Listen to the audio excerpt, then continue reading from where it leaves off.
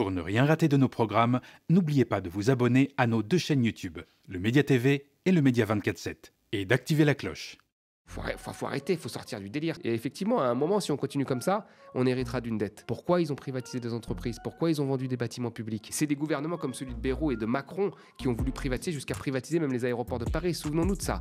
Ils sont revenus dessus, mais ils voulaient le faire. C'est pas acceptable. Les termes du débat, ils vont être mal posés, on le sait très bien. Donc dès le début, quand il dit ça, il faut lui dire, on connaît la chanson, on sait ce qui va se passer, au revoir. Bonjour tout le monde, je suis ravie de vous retrouver pour un nouvel épisode de l'Instant Porcher. Avec tous les discours qu'on entend autour de nous, notre meilleure arme, c'est de les connaître et de les comprendre. L'extrême droite, aidée par des médias financés par les milliardaires, cherche à imposer sa vision en muselant la diversité des voix et en bafouant le pluralisme. Pour y poster, le média lance Riposte, une campagne citoyenne cruciale pour bâtir une chaîne d'information indépendante et populaire. Sur les réseaux sociaux et la TNT francilienne, nous voulons porter les voix qui dérangent, celles qu'on ne veut pas entendre ailleurs. Cette bataille pour la démocratie nous concerne tous. Rejoignez-nous et soutenez la riposte sur campagne.lemediatv.fr. Bonjour Thomas. Salut Lisa. Alors avec toi aujourd'hui au programme, François Bayrou va demander un effort aux Français et le gouvernement cherche à faire des économies sur le transport de patients. C'est parti. Les Français doivent faire des efforts. Vous commencez à connaître la chanson. Non, ce n'est pas un ancien épisode. La Cour des comptes a dénoncé une situation alarmante tant l'année 2024 fut sombre à propos de la sécurité sociale ce lundi 26 mai 2025. La Cour des comptes rappelle que le déficit de la sécurité sociale s'est creusé à 15,3 milliards d'euros en 2024, soit 4,8 milliards d'euros de plus que la prévision initiale. Libération écrit « À ce rythme, le trou va passer à 22,1 milliards d'euros en 2025. La prévision de déficit 2027 est supérieure d'un tiers à ce qu'elles étaient en 2024, écrit la Cour. Les rapporteurs estiment donc qu'à cet horizon, dans 2 ans, une crise de liquidité pourrait se matérialiser, comprendre un défaut de paiement. Donc je dis, le gouvernement va proposer aux Français un plan de retour à l'équilibre des finances publiques, et ce plan de retour à l'équilibre des finances publiques, il va demander un effort à tous les Français, le plus juste possible, mais un effort suffisant pour que la France sorte de cette situation dans laquelle on est montré du doigt et qu'on a laissé grandir au travers du temps. Peut-être vous vous souviendrez qu'il y a un homme politique, un seul, qui a essayé de faire du sujet de la dette un grand sujet national. C'est le moment du fishing for compliments, comme on dit. Le gouvernement cherche 40 milliards d'économies pour le prochain budget. Thomas, est-ce qu'on doit s'inquiéter là des propos de la Cour des comptes et de François Bayrou? Alors d'abord sur la Cour des comptes. Le rapport de la Cour des comptes est assez clair. Il dit que le problème du déficit, c'est qu'il y a eu moins de rentrées fiscales.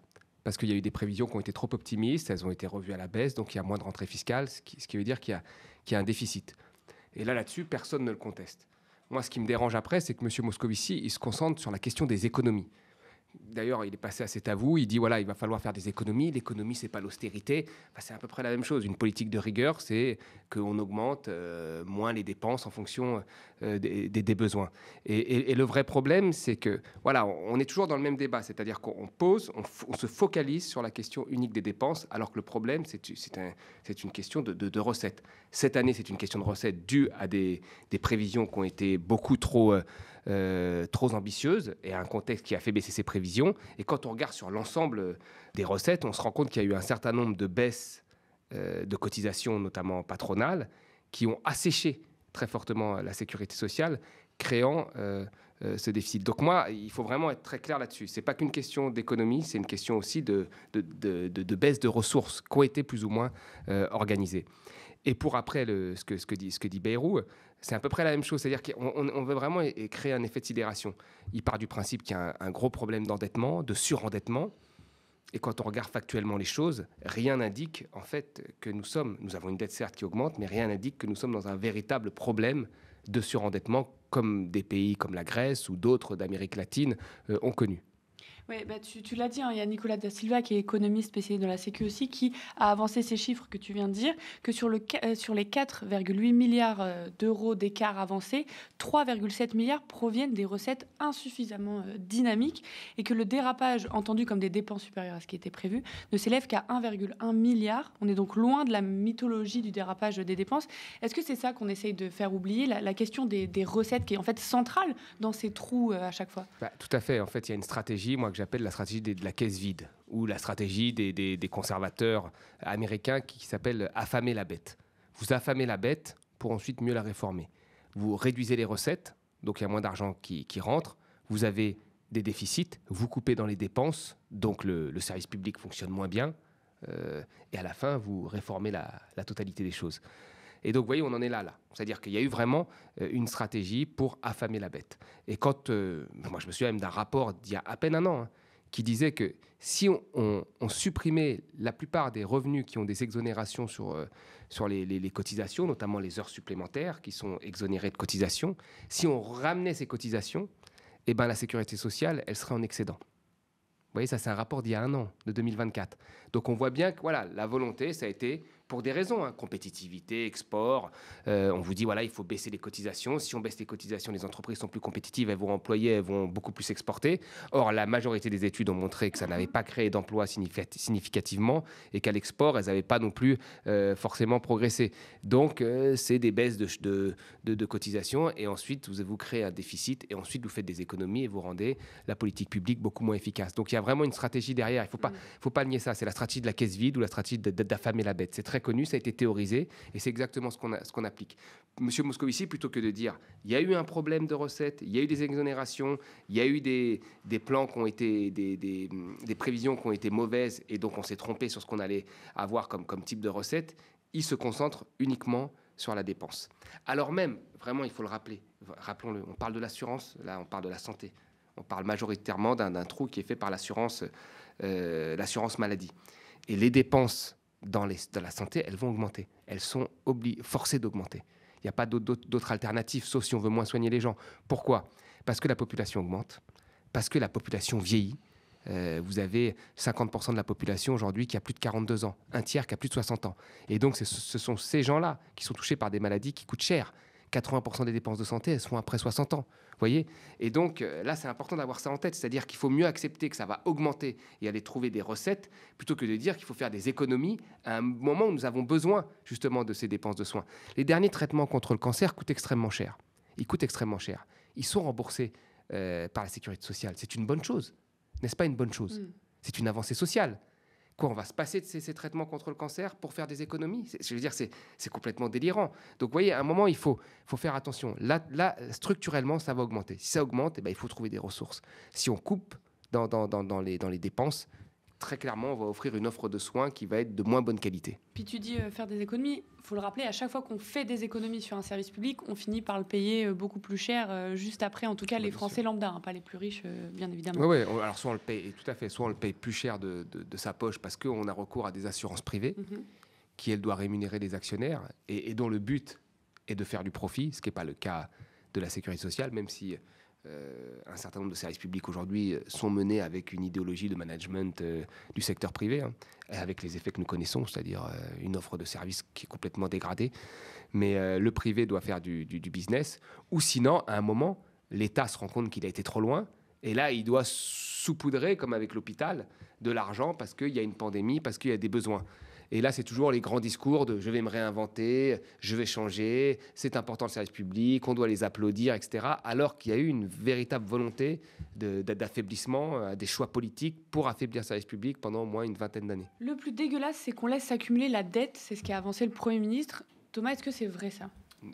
Alors, oui, la dette augmente, mais alors, en fait, quand il dit ça, ce qui me pose problème... Il joue aussi avec nos enfants, on laisse la dette aux enfants, etc. Ça agite la peur, ça fait peur. Voilà, c'est de dire, en fait, que nous sommes responsables, parce que nous vivons au-dessus de nos moyens. Alors, pour peu qu'on connaisse un peu la France, ça va être très difficile à entendre, puisque les Français ont vécu le Covid, puis ils ont vécu l'inflation, ils ont dû quand même s'adapter à un certain nombre de situations.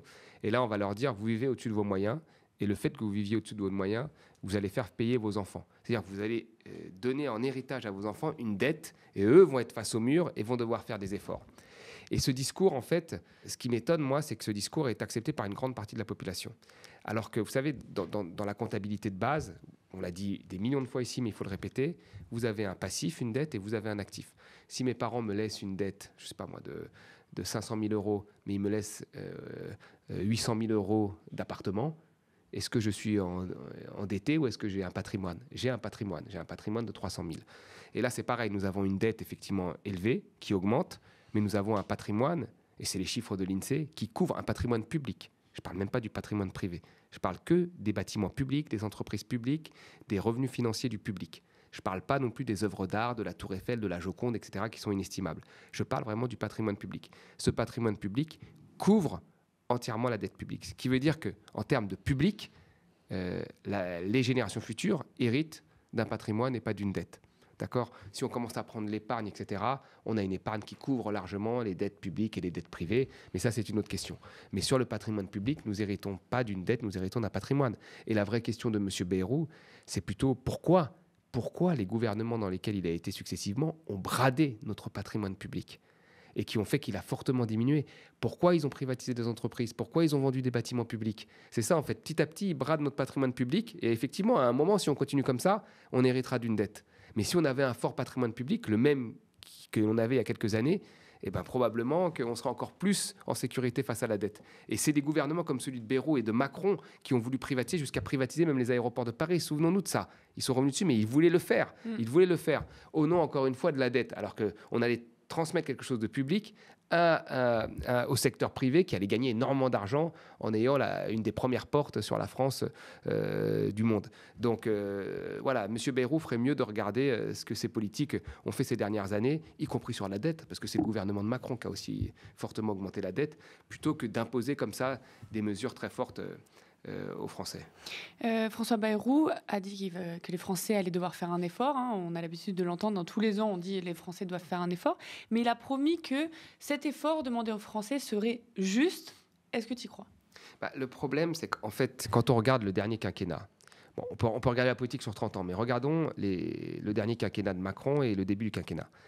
En fait, ce qui s'est passé, c'est que ceux qui ont été gâtés par ce quinquennat sont les entreprises pour 40 milliards et une partie des ménages pour 30 milliards avec des baisses d'impôts. Ces baisses d'impôts, notamment sur les entreprises, ont été avancées avec des résultats qui devaient être magiques en termes d'investissement, en termes de création d'emplois, ce qui n'a pas été le cas. Or, aujourd'hui, comme ça n'a pas été le cas, une grosse partie du déficit s'explique par ces baisses d'impôts. Et là, que nous propose M. Bayrou, c'est que tout le monde se serre la ceinture. Alors, j'attends de voir. Parce que peut-être qu'effectivement, des gens accepteraient de faire des efforts s'ils sont proportionnés. C'est-à-dire que si vous avez ceux qui ont été le plus gâtés, qui acceptent de revenir sur ces baisses d'impôts, et ainsi de suite, et que c'est proportionné, moi je suis persuadé peut-être qu'une partie des Français accepterait de faire des efforts. Après, il faut que ces efforts, il ne faut pas que le remède soit pire que le mal. Il ne faut pas que ces efforts aient un impact trop négatif, parce que ça aura un impact négatif sur la croissance, parce que dans ce cas-là, c'est la catastrophe. Mais je suis persuadé qu'il va nous faire ce discours-là et puis qu'après, il va faire son cadrage comme d'habitude en disant on ne touche pas aux impôts, on ne touche pas à ci, on ne touche pas à ça. Et à la fin, tout sera concentré uniquement sur des économies sur les retraités, qu'il a en ligne de mire depuis le début, et sur l'assurance maladie. Parce que l'assurance chômage, on a déjà fait plein de réformes. Donc ce sera sur les médicaments à dérembourser ou à faire payer plus cher ceux qui gagnent mieux les médicaments. Et ce sera sur les retraites.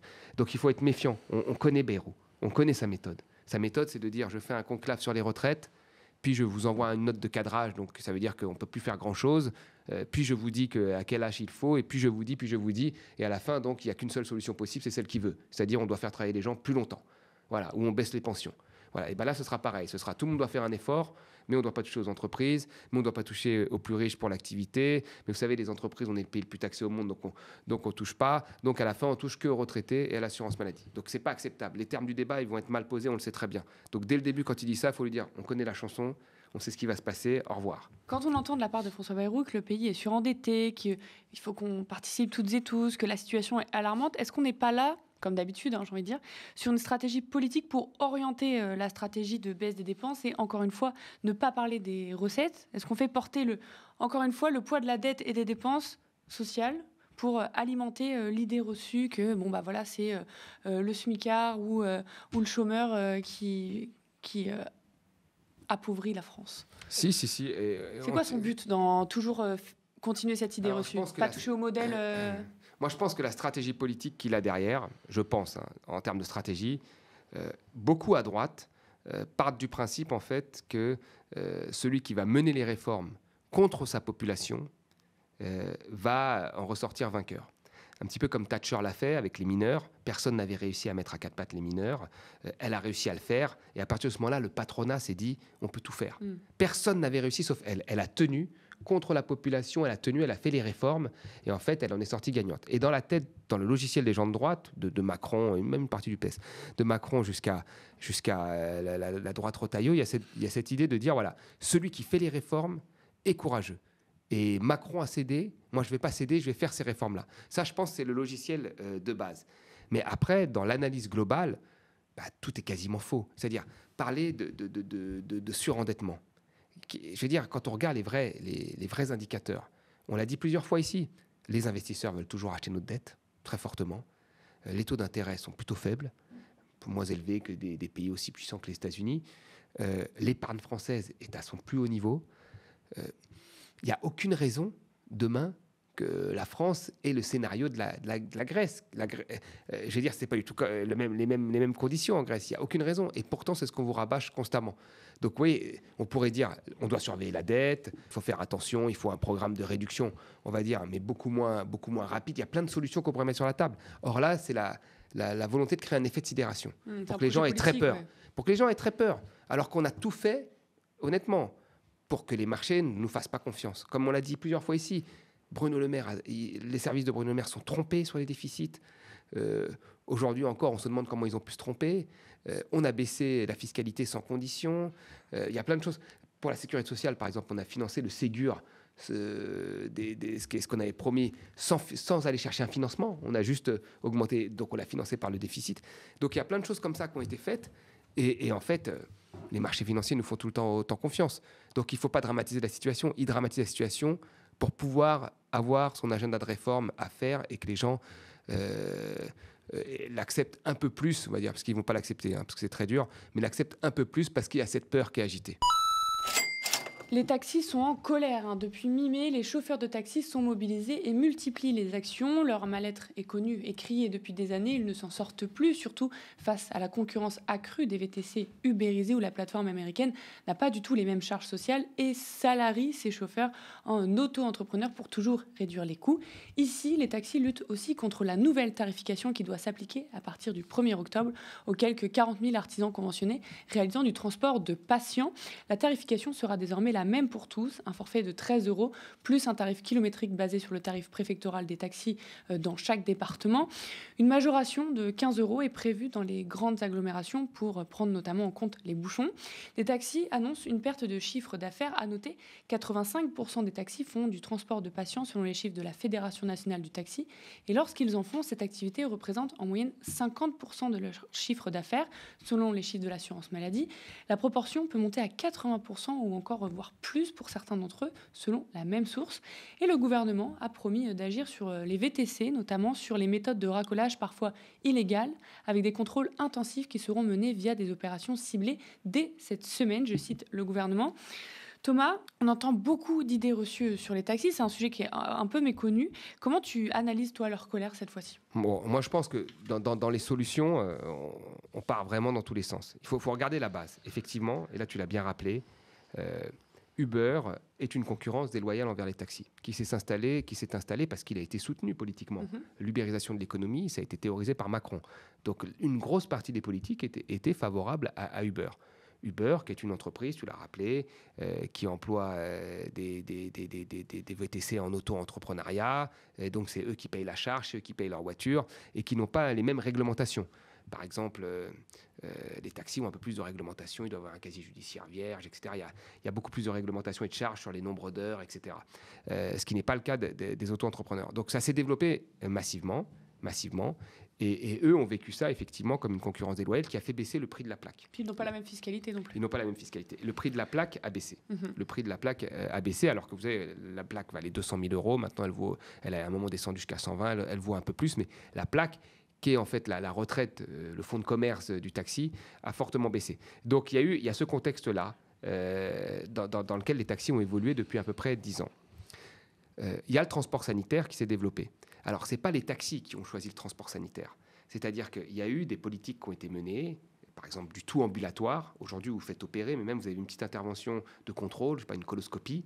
Vous sortez de l'hôpital, après une anesthésie, vous n'avez pas le droit de rentrer seul. On doit vous ramener. Donc, si personne ne vous ramène, vous faites appel à un taxi, un transport sanitaire, et à plus de 50% des cas, c'est un taxi. Donc, vous voyez, il y a eu, c'est une conséquence. Et ce n'est pas le taxi qui choisit, c'est le médecin qui signe. Donc, vous voyez, moi, je comprends que finalement, ils se sont dit, voilà, il y a quelque chose qui se développe, on a le droit de le faire. Ça va avec des politiques d'économie à l'hôpital, l'ambulatoire, etc. Donc, nous sommes là pour assurer un transport de malades et qu'aujourd'hui, on leur dise, c'est vous le problème, on doit faire des économies sur vous parce que, d'ailleurs, plus largement, on a un problème de déficit, donc on doit économiser partout. Donc, j'arrive à comprendre leur colère dans le contexte de concurrence déloyale déjà qui leur est attribué et dans le fait qu'ils ont un moment servi à compenser des économies qui étaient faites ailleurs. On rappelle aussi que pendant le Covid, tout le monde était heureux que les taxis soient là et qu'ils transportent des malades à l'époque dans des conditions sans masque, etc., qu'eux-mêmes ont dû payer pour mettre les vitres, etc., prendre leurs précautions. Donc, j'arrive à comprendre leur colère. Tu l'as dit, il n'y a pas du tout que les taxis pour particuliers. Ça, d'ailleurs, c'est accessible à pas grand monde. Il y a le transport sanitaire. Les dépenses liées au transport en taxi ont augmenté de près de 45% depuis 2019. C'est ce qu'indique l'assurance maladie. Et le gouvernement cherche donc à faire des économies avec cette réforme. On les connaît. Ils veulent freiner de 300 millions d'euros par an d'ici 3 ans la croissance des frais de transport sanitaire dans leur ensemble. Thomas, pourquoi les dépenses augmentent dans ce domaine et qu'est-ce que ça va produire cette réforme? Parce que toi, tu parles de danger carrément. Non, mais en fait, tout le transport sanitaire augmente. Je veux dire, là, on a ce chiffre de 2019 à 2024, une augmentation de 45%. Oulala. Mais tous les ans, il augmente. Il augmente à peu près de 5% par an. Depuis 10 ans, 5% par an. C'est quand même pas mal.